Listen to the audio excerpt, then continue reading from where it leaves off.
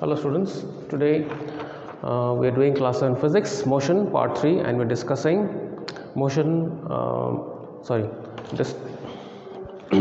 motion, distance, displacement, scalar quantities and vector quantities.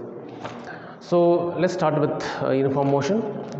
Uniform motion as per definition is objects covers equal distance in equal interval of time, which means that let's say you have an object which starts from point A and it moves let's say towards point B, and in doing so it covers an equal amount of distance, that is, let's say 1 meter in 1 second, and the next 1 meter in 1 second, and the next 1 meter in 1 second. So as you can see that in every 1 second interval it is covering a distance of 1 meter, 1 meter, 1 meter in each of the seconds. So this kind of motion is called uniform motion. As compared to that, if you look at the definition of non-uniform motion, objects covers unequal distances in equal interval of time. For instance, in this case, let's say you have an object starting from point A. Let's say in the first 1 second it covers a distance of 1 meter, and in the second 1 second it covers a distance of 2 meters, and let's say in the third 1 second it covers a distance of 0.5 meter. As you can see here that in every equal intervals of time, that means in every 1 second, 1 second, 1 second duration of time, it covers a different distance here. Like in the first 1 second it covers 1 meter, second 1 second it covers 2 meters, third 1 second it covers 0.5 meters. So this is an example of a body that is in non-uniform motion.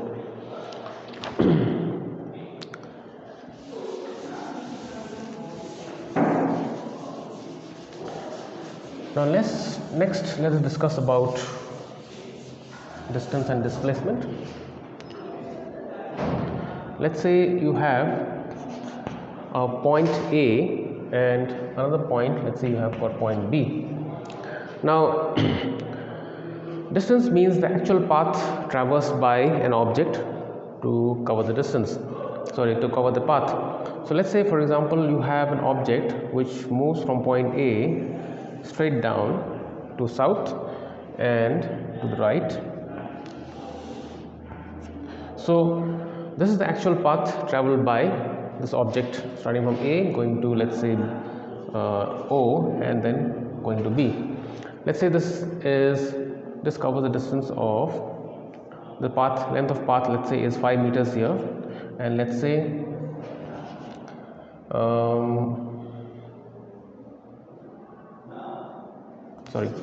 this is, let's say, this is 3 meters, this is 4 meters.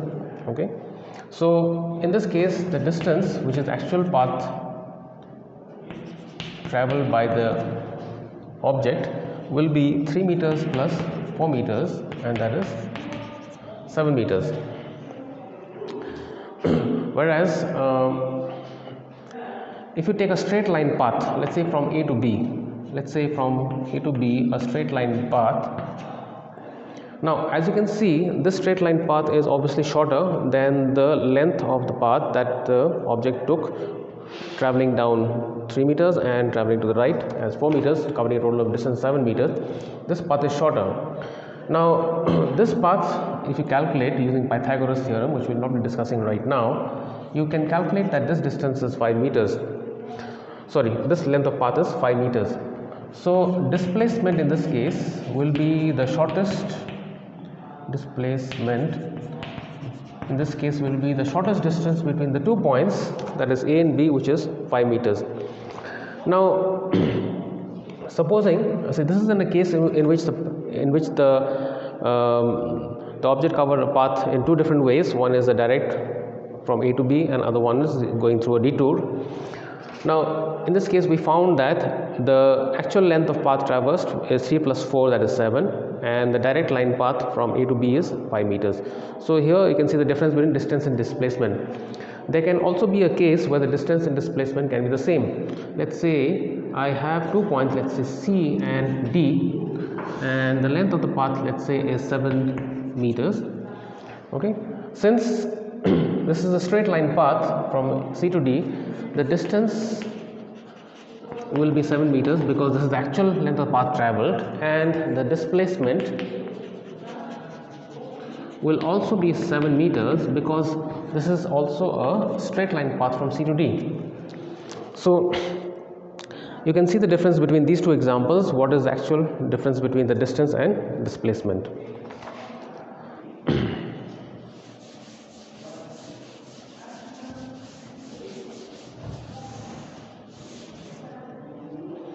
Next, let us discuss about scalar and vector quantities.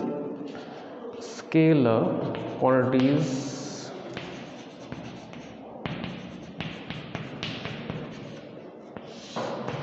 quantities are quantities which can be described only by magnitude. Can be described only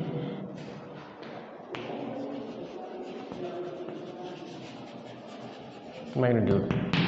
Now some examples of scalar quantities are, let's say for example, speed. Examples are speed, let's say distance, time are some of the examples of scalar quantities. Now let's say we take the example of speed. Let's say we have a value of 5 meters per second. Let's say in the case of distance we have a value of, let's say, 10 meters, and let's say in the case of time, let's say we have got 5 seconds.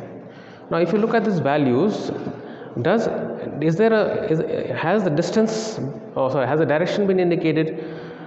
No, because speed, it is simply 5 meters per second. We don't know whether it's going north, east, south or west. Similarly in the case of distance, we don't know in which direction it's going. In the case of time, obviously the distance is the direction not mentioned, direction cannot be mentioned in this case.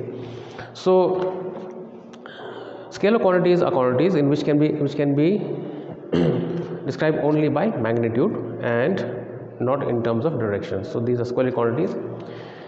In the case of vector quantities can be described by magnitude and direction. So